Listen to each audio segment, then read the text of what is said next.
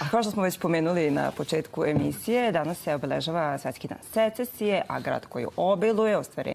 A kao što smo već pomenuli na početku emisije, danas se obeležava Svetski dan secesije, a grad koji obiluje ostvarenjima ovog arhitektonskog stila svakako je Subotica, gde je naš Boris Šuman. Iz Subotice mi ćemo sada do Zrenjanina putem naših kamera. Putem, tako je. Značajna su ulaganja u putnu i komunalnu infrastrukturu u gradu Zrenjaninu. Lokalna samouprava kroz projekat da nam sela budu bliža, prikupljaju informacije na terenu i rešavaju probleme u skladu sa prioritetima. Šta je trenutno aktuelno i koja su planirana ulaganja za naredni period, saznaćemo od Jelene Zelen i se tiče bezbednosti u saobraćaju. A mi nastavljamo sa temom iz obrazovanja, ali se naravno odnosi na mlađe generacije od ovih koje je Nemanja pomenuo. Prekršaj đaka u školama sankcionišu se po kategorijama, a dele se na lakše i teže. Jedna od kazni ogleda se u društveno korisnom radu.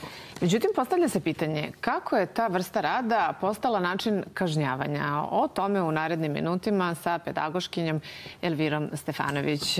Dobro jutro, dobro nam bili sa nama. Da, što ste nam pomogli da malo izanaliziramo aktuelnosti. Došli, evo, postavili smo odmah ovo ključno pitanje.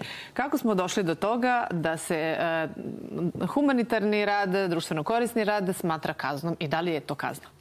Pa mi smo pitali naše sugrađane šta misle o ovoj temi. Pitali smo i decu i roditelje, pa ćemo sada poslušati šta su rekli, a onda zajedno da prokomentarišemo. Evo, čuli smo odgovore naših sugrađana, pa da prokomentarišemo. Šta kažete?